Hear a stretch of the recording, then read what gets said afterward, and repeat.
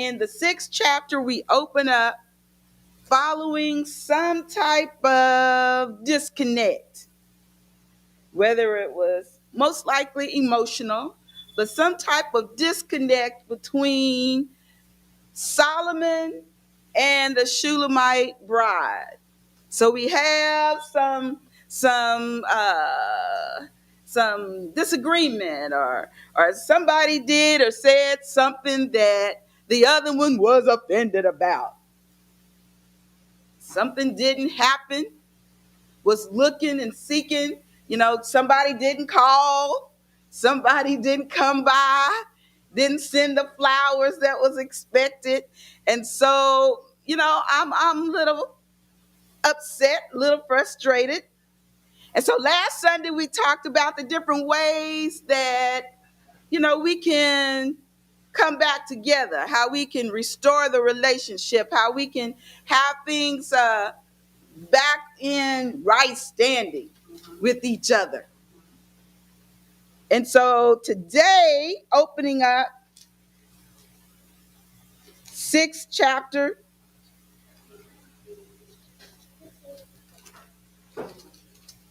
of the Song of Solomon. They're getting things back together.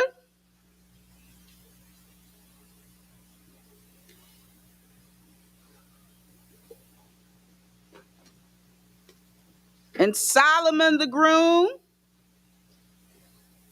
we open up in, and this is where we have, you might say, the love letters of Solomon. I got a box last week before, that was supposed to, it's full. I haven't looked at them yet, but it's a box of love letters between my parents. It's a shoebox. It's full too. How they talked with each other. So Solomon and the bride, we're eavesdropping in on some of their conversation. And so I wanted to ask the question here. I don't know if we have a mic out, so I'm going to use this one. My question is, what are some of the ways that, some of the phrases that are used today? When I work with people, I say, those Hallmark card phrases. So Solomon was talking, he was using the language of his day. He was stylizing the way they did back in his time frame. And so they used a lot of examples, the city and all the fruits he's described, and animals, and so he was I don't know if I wanted to say jive talking, but he was smooth talking. He was rapping, elder, the way they did in his day. So my question is, how do we do that today? Because we have marriages and couples today, right? So what are some of the things that said? I'll start off. Cherry on top, cream in my coffee, sugar and honey in my tea. I was trying to figure, there's so much. Come on now. My chocolate drop. And then there are a lot of carnal songs, secular songs. They really help us out. All of those that say, well, I just, I don't have the words to, I can't really share what's in my heart. Well, there are a lot of songs that compare. The first one that came to my mind was She's a Brick House. Now, that was the first one. We talked about the Coca-Cola bottle shape. That was popular when I was a teenager. Coca-Cola bottle. But, drowning in her eyes, in her gaze. So what are some of the things we say in 2026?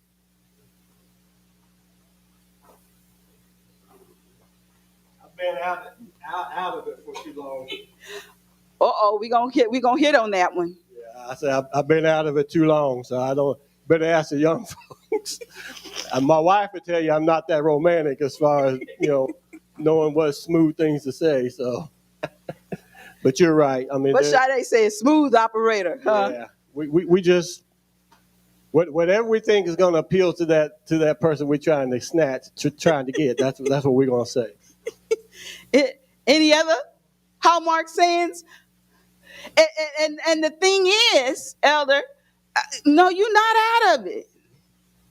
Right. Because think about this. That we're talking about relationships, and if this was the most beautiful bride, after what Elder Pastor Meredith said last Sunday of 65 years, he should still be talking some. He should still have some game.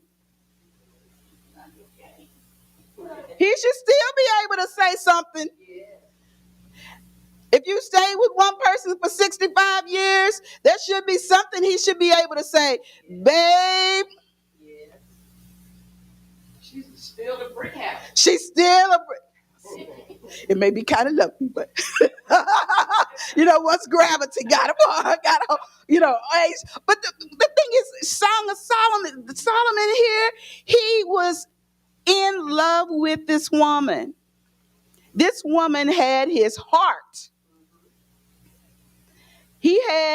She had his heartstrings. I mean, had him tied up and twisted and all of that. All these, we have these phrases. Y'all ain't fooling me.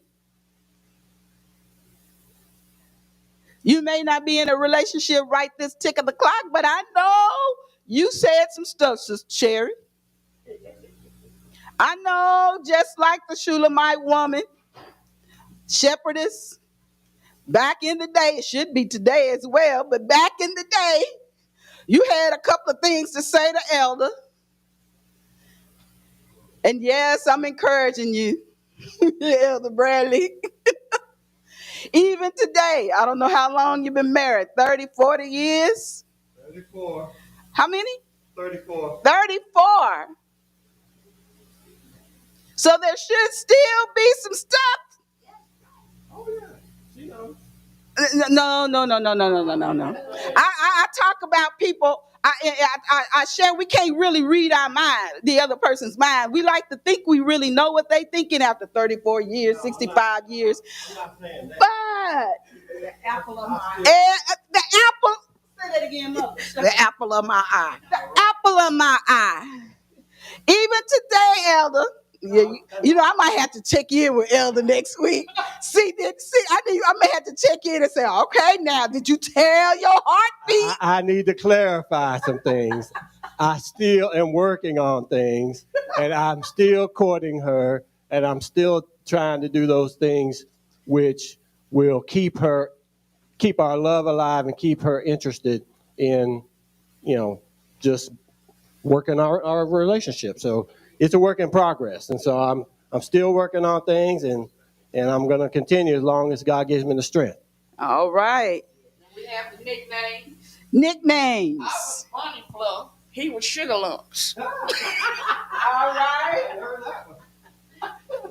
right. The thing is, as we look at Solomon and the Shulamite woman, they really poured out their hearts to the other person.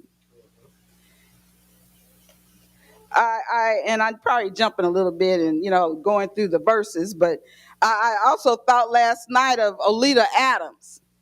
She sang the song that says, I don't care how you get here. Swim the deepest ocean, climb the highest mountain. She said, get here if you can. So there are ways that we share what's in our heart. Whither is thy beloved gone, O thou fairest among women? My love has gone down into his garden, to the bed of spices, to feed in the gardens and to gather lilies. I am my beloved's, and my beloved is mine. I'm his, he's mine. All right. He was declaring his love. And then verse 4, thou art beautiful, O love, O my love, as Tizer, calmly as Jerusalem, terrible as an army with banners. He was describing, he was using things again in his day and time. And so the city of Tizer or Tirzah, it was situated high on a mountain, and it was one of the most beautiful places in the world at that time. And the Jerusalem, the most beloved city of God's chosen people, again, walled and protected. And so Solomon was saying, my heart, you are he picked the most beautiful thing that he could identify and said, you are just as beautiful. You compare to this, you compare to that. And we think of armies and those banners back in that day. You know, they had these elaborate banners that represented their army, and they were very inspiring. And so Solomon is saying, you are inspiring to me. I see you, and there's a phrase I hear a lot. I want to be a better man. You know, and so because your beauty and you're so inspiring to me. And then he says, oh, turn away your eyes, because girl, your eyes, I'm drowning in the beauty of your eyes. They had me all kind of ways, which way, and they had me twisted, and just looking at your eyes, and we describe eyes, soul, the depths of the soul, and I see they go on, and I say, I know we got more than just the few hallmark sayings that I thought about.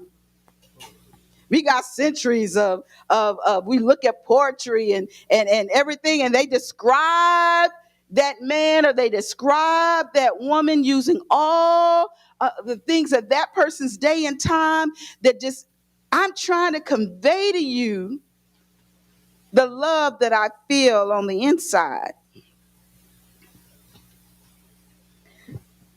And so he goes through, another one I thought about last night. I read in some of the novels, it said, I'll burn the world down for you. Don't nobody mess with my girl. I'll go to all kind of lengths to protect. Don't do it. I remember Bishop J.C. Gilkey used to say, you can talk about me. He said, you can talk about my nose. He pointed to his nose, said, I got a big nose. I know that. You can talk about my nose, but don't you mess with my wife and my kids. In other words, all bets are off. You messing the wrong. You messing up. You're going the wrong way. No, don't do it. Don't do it. So in this lesson, we are reading some of the love letters between Solomon and the Shulamite bride. As I said, Solomon was one smooth talker. One smooth talker. In the first part of chapter 6, we read how these two talked to each other and how they spoke about each other. We're concentrating on verses 4 through 12, and Solomon speaks 4 through, I believe it's 10, and the Shulamite woman 11, verses 11 and 12. But Solomon, according to the topic, page 46, it said he was uninhibited in his love for her. What's the phrase we like to use? There was no shame in his game. He told it like he felt. He didn't care who knew. And as a matter of fact, he was going to tell you very openly, very transparently how he felt about her. Solomon said, I won't be the only one speaking well of you, praising you. All of these other women, and the scripture talks about the queens and the concubines and the virgins, and it was like people around you will recognize the love that I have, and they gonna say, girl, you got it good. Ooh, the king. Think about that. It wasn't just the bricklayer, it was the king. You have caught the eye of the king, and you have a heart of the king. And so even in our relationships today, being open and transparent. A lot, again, I had to refer back to the work that I do. Encouraging people to be transparent in their relationships with the person that they're married to, that they say they're going to build a life with. They're going to be with this person to the end of time. There's some more of those things we say, right? Oh, you're it. You're not just my better half, you're my other half. Or we flip it around. But Solomon said, I won't be the only one that recognizes your value. These other women will speak well of you as well. And not only will looking at, if we tie it spiritually, because I know some people that go through the Song of Solomon and they talk about, discuss and teach on these letters here. Some will relate it to spiritually, God and all of this, and how we are the church. We as the church is his bride, and the thing is, God as well will speak well of the church. But even though many may not like the church, they too will speak well of the bride of the church. They have to give it to the church, their due respect. I may not like you. I may think you got issues and all of this. But when I really needed, the church was there.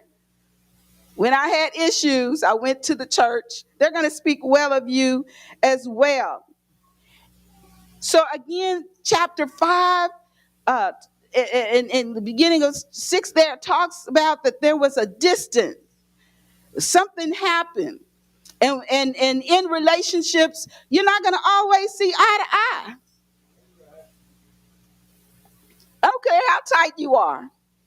65 years, mother, you're not going to see eye to eye in year 65. Or year 66. You won't see eye to eye. But the thing is, love can be renewed. And so as we're looking at this chapter here, the last week's lesson talked about relationships and ways to renew, rekindle, rebuild, restore. When conflict occurs, the Shulamite woman goes into the garden to see what new growth is happening. And she sees and she begins to describe the new growth. And so just know, yes, we may have disagreements. We may just plain fall out and quit talking. But when we look at the fact that God is in the midst of that relationship, we can reconnect if we allow God to do the work. So the Shulamite woman, she goes in the garden, and in this we say, when our love for God is renewed, our love for him increases, intensifies, revival comes, forgiveness is readily given in relationships. When your love is renewed, we're in a season, January, traditionally in church, there is consecration and renewing of our commitment to God. And here the love there was distance emotionally. I hear the phrase, he or she was emotionally unavailable. They weren't really connecting with me. But in this later part of this chapter, right in the later part of what we're looking at today, it talks about how her love for him was renewed. His love for her was renewed, and not just renewed, but intensified to the point that I was swept away. Go back to the beginning. Remember, we talked about those love phrases. Girl, you had my head spinning. The love had been renewed. The love had been rebuilt, revitalized. And so that connection was made again. Naturally so, and even spiritually so. Forgiveness, when love is increased and renewed and revitalized, forgiveness, as I said, is readily given quickly. We stop holding the grudges. We stop remembering all the things that irritated me last week. Because, I'm blinded now to I don't focus on that. That's not my focus. See, when there's disagreement, my focus is on the things that you irritated me. When there's disagreement, my focus is, all of the things that you did that I didn't like or that irritated me. Marital love, symbolic of God's love for his people. Can you see why there's such a great intense attack on the institution of marriage? If marriage is symbolic of God's love for us, I want to tear that down so you don't have that to refer back to. That's not going to be your benchmark. If I tear down the institute of marriage, because then you won't think about how this represents God's love for me. So as Christians, we need to stand up for biblical definition of marriage. Parents, grandparents, we need to be aware of the music, the lyrics that our children are listening to, that our grandchildren are listening to. And stop putting your head in the sand. Talking about, I don't listen to worldly music. I don't listen to this and I don't listen to that. You better know what your kids and grandkids are singing, because that helps form their belief about relationships. If they singing songs and listen to the songs about if you don't do what I like, or if you don't do as I like, I just go get me another person. You'll begin to understand why, as they become teenagers and young adults, why their relationships are all over the place. Because they begin to believe that people are interchangeable. So I know worldly music is a old-fashioned term. That's what my mother and dad would say. So, that's probably some of what I would say. We say more like secular music nowadays. I'm not saying add it to your Spotify list, playlist, and all of that. Yes, ma'am. I was just thinking you were talking about the spiritual side. I got this mic. You're talking about the spiritual side, and I thought about in the beginning, way back, when God spoke and told, he said, I chose Israel.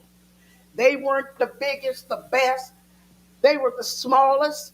He said, but I have an everlasting love for them. And all through the scriptures, you will find out how they backslid. They did everything almost, as you say, under the sun. And yet he would bring them back, because he said, I am married to the backslider. He let them know all the way through. And when we get to even into Revelation, in the end, he's going to bring them back in. You're talking about a war that's coming up. He's going to fight for his people, his loved ones. And she was saying that, it brought my mind back. Israel now in a backslidden state. And then he came and sent Jesus and brought the church in.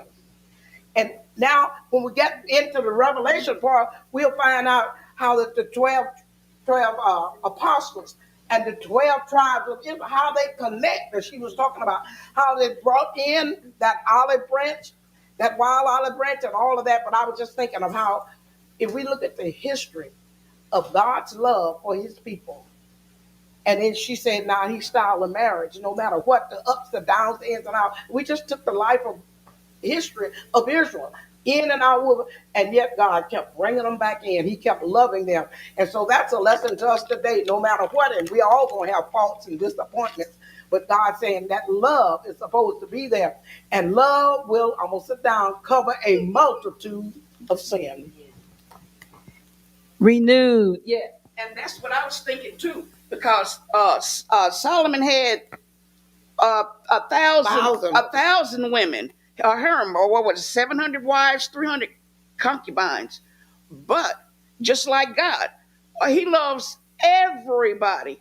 But the chosen one was Israel. So, I mean, that one out of millions, the world, I guess what, out of his covenant with Abraham. So it was one out of millions of people. He loved everybody, but it was that one Israel, like Mother was saying. One. All right. Chosen. And it's something about sharing the love. I didn't just say, now I'm going to take a phrase, and we talk about putting things and keeping things in context, but taking a phrase from what Elder said, well, she know. But here's the thing. All of us don't know about God's love. We assume because we live in America with a church on every corner that people know about God and his love. But they don't. The scripture tells us about generations of his people that came in to being and did not know God. Didn't know anything about it. Didn't know of his wonderful works in the history. And so even today, we have individuals, families that do not know anything about God. True love is unashamed and a precious gift. When you give your love to your partner, to your spouse, be real, be transparent, open communication, share. It's a precious gift. That means the receiving spouse should not abuse that gift. Shouldn't take for granted that this person is in a relationship with me, that this person loves me. Don't abuse the gift. As I mentioned last week, relationships, they're work. It takes work. And you can see that even with Solomon and the Shulamite woman. They poured out their love for each other, but then things came in between and murkied the water. There might have been some time or took some time, but it worked out because of the love that I have for this person. I mean, as Sister Superintendent said, there were a lot of women, but this particular one had his heart. And so I'm sure that disturbed Solomon when there was this distance between them and they weren't really connecting. But he was transparent, as was she. As the relationship goes on in time, remember, that's the reason why I was kind of giving Elder a little pushback, teasing him a little bit. He said, well, I'm not in the game. He said, it's been 34 years. Out here, Elder Pastor married sometime, I gave her all my love. That's how he said it. I gave her all my love when I married her. I don't have any extra in reserve. But we have to remember As time goes on, you're both growing and changing. Some things that you like when you first met, you may not like anymore. Because over time, you grow and change. You experience different things together and separately, which impacts who you are. So, yes, keep those words, those phrases, make sure they're true. The heart needs to remain engaged. As time goes by, you should still be able to say, girl, your smile, your eyes, man, when you do this, bae, boo, all the other cute terms. Y'all didn't name them, but I know we have a whole bunch of terms that we use nowadays. Nicknames too, Sister Cherry. Yes. But even as time goes by, we still should be saying those cute names, those nicknames, maybe even develop some newer ones. Because after 64 years, you probably got it. Now, I'm not talking about, don't do what was that woman's name on Fred Sanford? Esther, don't do an Esther on us. I know it's been 64 years, 65 years, but mother, don't let the Esther spirit come in. Come up with some more new names. He's got gray hair, almost no hair. So you might not be able to talk about running your fingers through his hair anymore if he's almost bald. But come up with something else. That smooth head. A lot of men nowadays say shaded head. That smooth head. What can you compare it to? she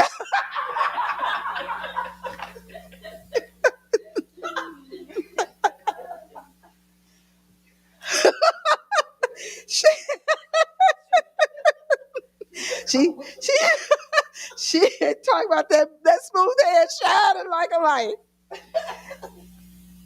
As our relationships grow, the length of time that we're with that person, forgiveness becomes very important. And so we want to nurture, tend, just like the garden that the Shulamite woman went into, and Solomon as well. We want to tend to the garden of our relationship carefully, fertilizing, weeding, taking out the things that's harmful to the relationship, building and nurturing the relationship.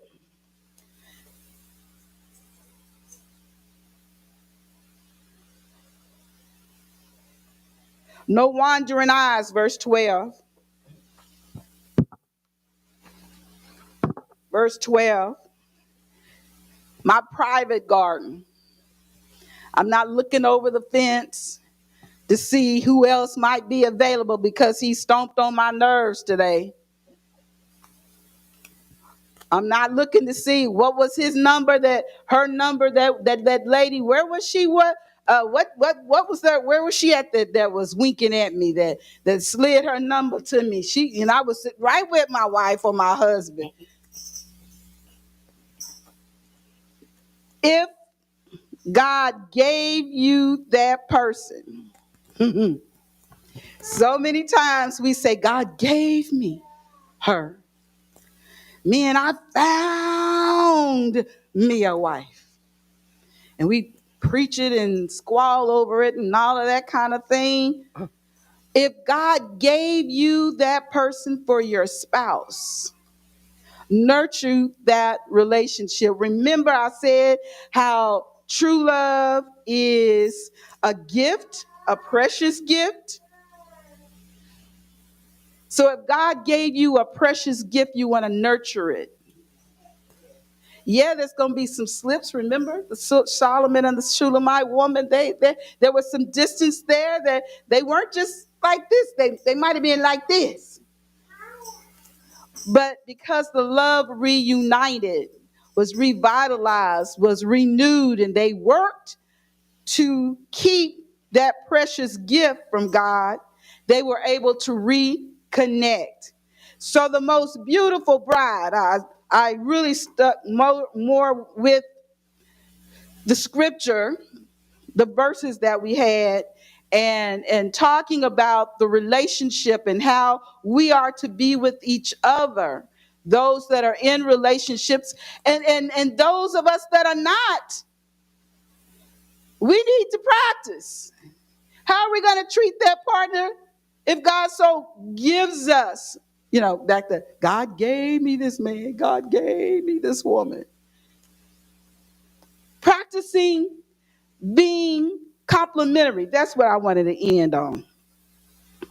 I talk about with the people that I work with, sometimes I ask the question, how often do you compliment your partner, your spouse, your girlfriend, your husband, your boyfriend? How often do you compliment them? How intentional are you about complimenting? Because we can be very quick to point out things we don't like. You didn't make the bed. You get up out of the bed just like I do. As a matter of fact, you was the last one. The least you could have done was pull the covers up. You didn't even do that. There goes the trash man down the street. I use that example a lot. There goes the trash man down the street. And there's a trash still sticking. Am I the only one that?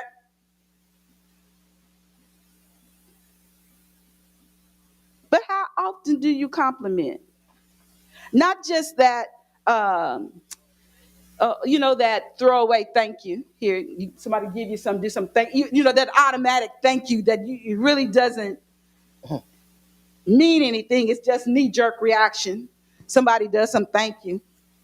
But how often are you really intentional about sharing with that other person what you appreciate? Be intentional about it. You say you love them. Why is it you always pointing out something they didn't do or what they did? You say you love them, but you always poking, nagging, criticizing, belittling. You say you love true love. When your heart is really engaged, it's not, it goes beyond just the lustful feelings.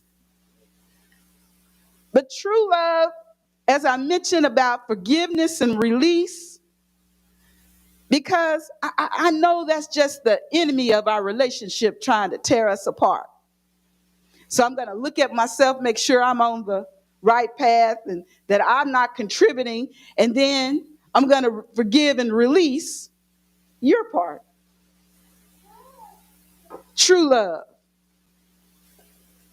How precious, how unashamed true love, and that precious gift. Let's open it up.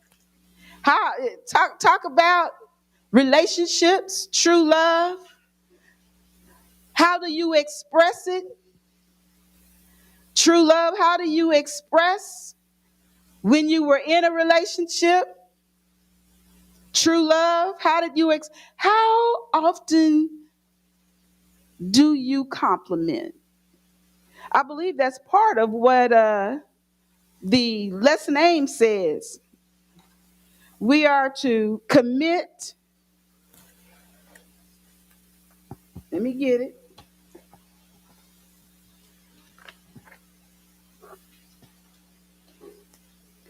Seek ways to recognize and express appreciation for inner and physical beauty.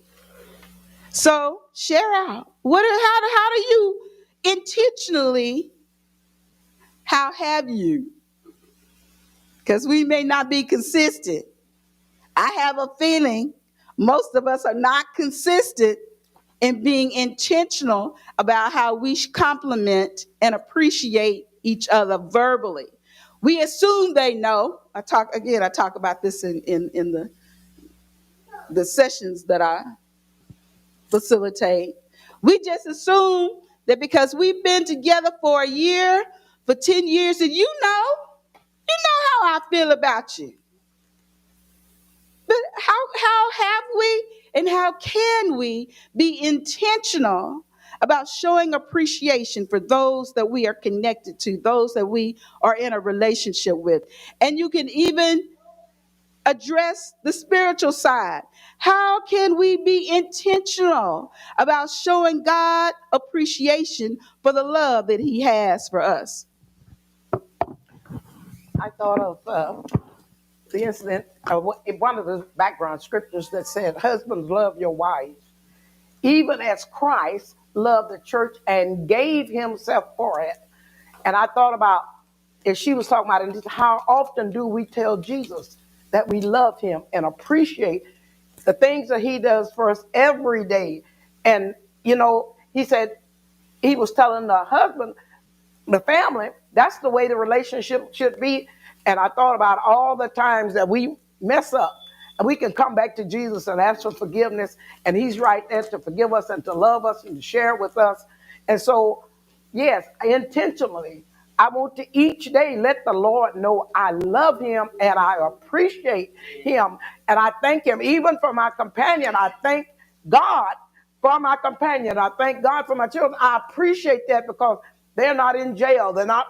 That tells me that God's hand is over and he's watching over and he's protecting. So I give thanks unto him in all things and for all things. Yes. You asked about how to be intentional. I mean, it goes also to putting your love into action. You can tell that spouse physically, I love you. Not that they knew you loved them when you married them or when you got together, or boyfriend, girlfriend, whatever, but to tell them and then putting it into action. Like they say, those little things, you know. You know they love cherries. You buy them cherries every so often. You know that they like it when you take out the trash and they don't have to prompt you. Just little things, putting it into action. A lot of times we need to be reminded, even though you know, but you need to hear it. It's not always, I don't need to hear it on Valentine's Day or Christmas. Sometimes they might need to hear it every day for 2 months. But the deal is, you have to put it into action.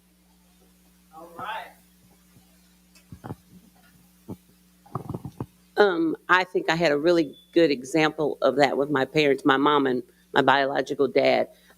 We would just look at him and say, ew, all the time, because my mom could be standing in the kitchen, he'd come in and go through and he'd kiss her on the cheek and he'd say, I love you, baby. And we'd just be like, ew, you know how kids do, it's like, oh, or she'd cook something and he would always compliment her. You are the best cook. Of course, he was a big eater and he would just eat everything. But, he constantly did that. I cannot remember a day when he did not compliment her on something. And it could be rainy Tuesday and she might receive flowers.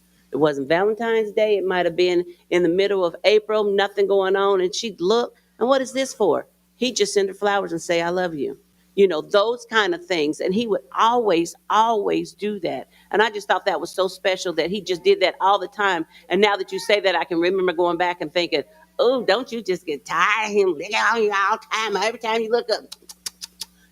But no, that was real. Now I see that was really special. And she did appreciate that. Thank you. Good example. Expressing appreciation. Expressing appreciation.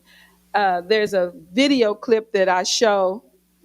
Let me see. We're talking about the 5 love languages, and so there's a video clip from a movie that I'll show, and they have to name the different things that they saw that cropped up in this 2-minute, 3-minute argument that went from 0 to 100 in 2 minutes.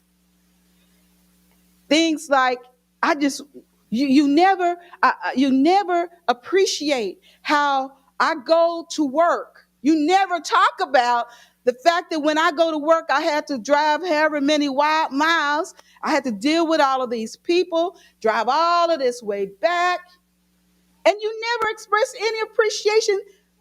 Well, you supposed to work, man. But he was saying you never express any appreciation for the fact that, what you say, Sister Judy, the fact that there are a lot of men that don't work.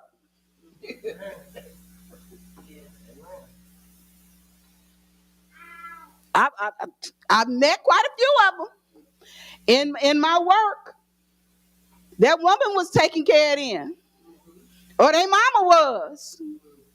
So I could get. It may seem like it was something you ought to do. You're supposed to do. Not saying no, but he said, I never even hear you give me any appreciation for the fact that rain or shine, and I'm working hard because he said I don't want you to have to work. And she said, well, I don't. That wasn't the point. Listen to what he was saying. And she said, I asked you to go to the store and get 12 lemons. You brought me 3. And he said, well, if I'd known it was that big of a deal, I would have brought y'all. He just went on and on. But it was what she was trying to say. I asked you for and you didn't take it serious. You would. So again, just showing appreciation. Some people, as Sister Judy or Sister Mercine said, like to hear. They want to hear verbally the appreciation that you have. Others just want you to help, pitch in and help. And they covered a lot in that 2-3 minute video clip. She said, helping her take with the dishes. She said, if it's just the 2 of us, we can knock this out in 15 minutes. He said, who wants to do dishes? Well, let me come on in this. She said, no, never mind. No, I don't want your help now. He said, but you were just saying you want. He said, I want you to want to help. I'm just giving some examples of how we show or can be intentional about showing our spouse appreciation. Even, if I take it to the spiritual, do you think God wants to say, come on, I gave you breath. Can I get a thank you here? I kept the car from side swiping you. Can you at least live holy for me today? Well, okay. Let me not ask for too much. Can you live holy for me for this 1 hour? Jesus said, can you pray for me 1 hour, with me 1 hour, right? So the thing is, I want you to see about thinking and being intentional about how you show appreciation to those that you are in relationship with. Being intentional. Anyone else? All right. Let's say amen for assistant pastor as he reviews the lesson. Amen.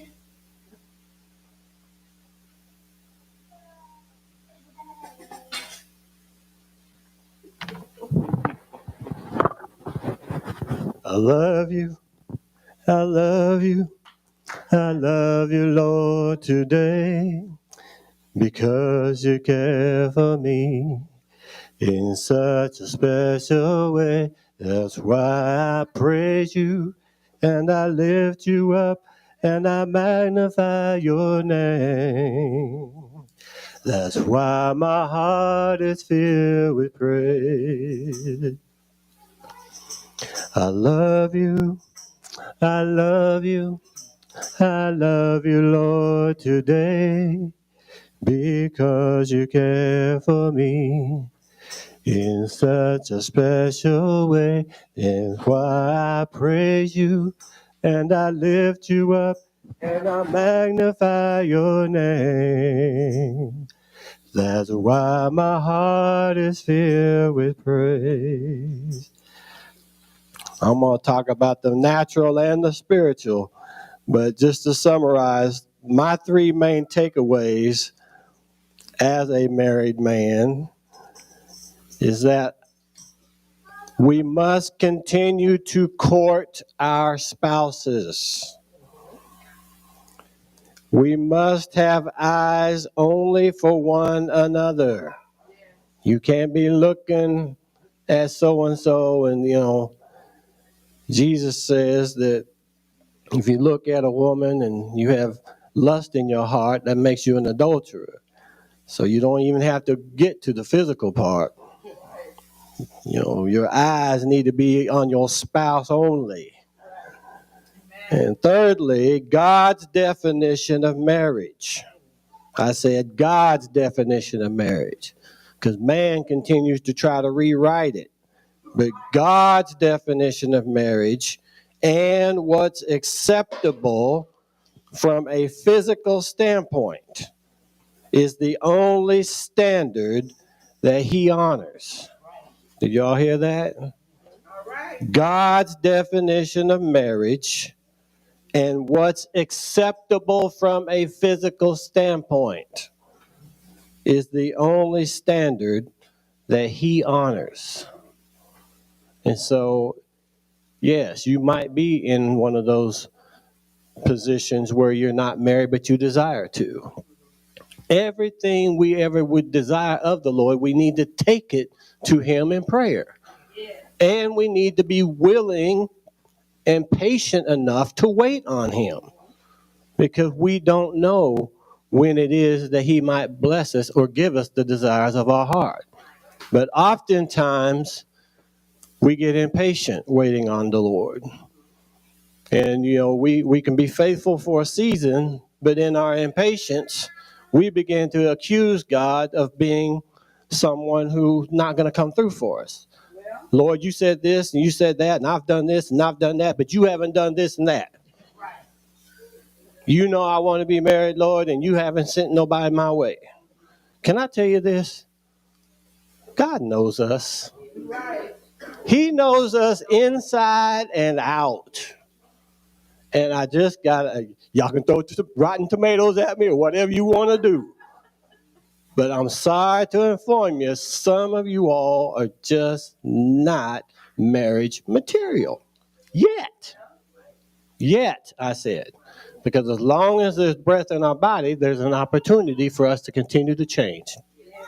To continue to work with God and allow him to work out those things in us that are not desirable or would not be. It's like something that would just always be contentious, or, you don't want to be combative every day of your married life. That is not healthy. It's not healthy. It's not helpful for you or for that other individual. So if I can say anything to those who would desire to be married but are not, allow the Spirit of God to continue to work on you and in you so that he can eventually work through you. God knows your desires, and he's not unfaithful. I can't tell you, and I'm not going to tell you, that he's going to give you every single thing you ask for. No. That ain't this preacher. Others might tell you that. Sister, let me, if you sow $10 today, I just really believe God's He's going to send somebody your way in 30 days. No, you're not going to hear. You ain't going to hear me saying stuff like that. Because I don't know God's timetable. You better know that you know that you know when you're speaking on his behalf. Now, I got my witness in here now. She knows. Because the teacher asked, how intentional are us about being complimentary? I try to be complimentary every day. I try to say, I call her beautiful, because Stephanie is beautiful. I'm talking about she's got a beautiful spirit. She's beautiful on the outside and on the inside.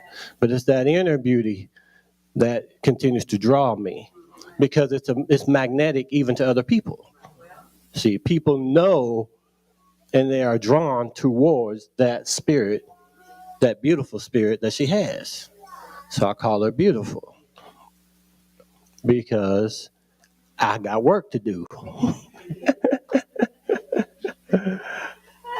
And you can't keep bringing something stale to that one, because she's going to let you know about it. And so it's really, because like you said, not only do we need to keep working at this, we all get bored with the same old, don't we? I mean, I don't bring me the same old. I don't want to always take a vacation to the same place. I want to go different places. I want to see new things. So I want her and I to continue to look at this thing together and to determine together, okay, and it's not all about one spouse. One spouse can't always be dominant. You got to defer to what the other spouse might prefer, and so there's give and there's take in this thing. The kids are here, and I know they want to give their review, so I'm going to sit down. My 5 minutes are up. Continue to court our spouses if you're married. Have eyes only for one another. And God's definition of marriage and what's acceptable from a physical standpoint is the only standard that he honors. If you're looking to be married, continue staying on your face before God and being faithful in those things that he's already given your hands to do. God knows. Like I said, if you can't be faithful in a few things, he's not going to give us more. And when you take on a marriage covenant, you've taken on a whole lot. Because now you said, I'm gonna be in partnership with this individual for the rest of our lives, in sickness and in health, for richer or for poor. No matter what it is that we go through, I'm committed to doing it. We're committed to doing it together. And if you say that before God and witnesses, he's going to hold us accountable to our words. Thank God for the children, and thank God for Sister Bradley working with them on today. Come on, London. It's your time to review. There's another microphone on your desk. How about your purse?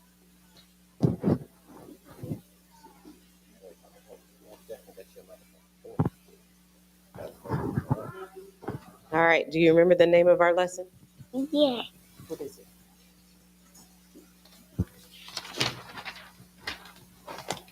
Beautiful to me. Beautiful to me. Okay, you take the mic. All right. So we were talking about Solomon. Let's stand up straight. We're not gonna lean on me. Stand up.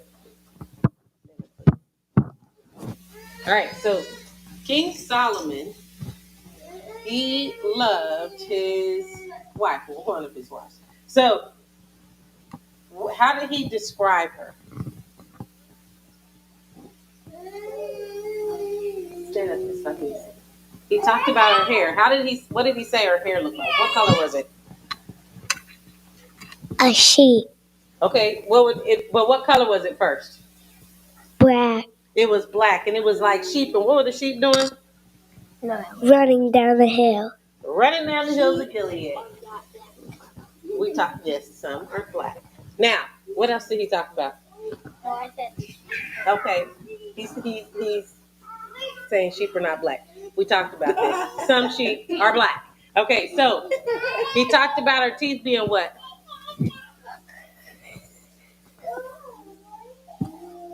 She already answered. You answered.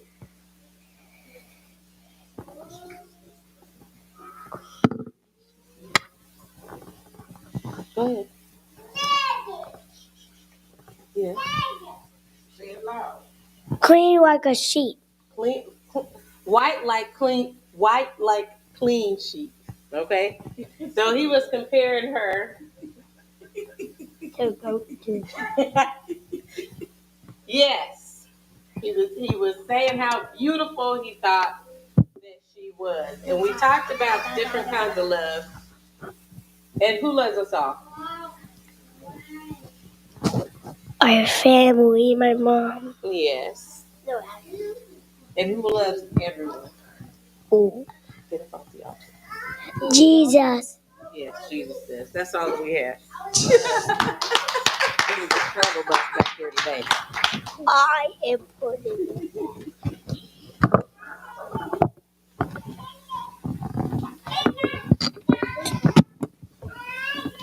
Okay, thank you.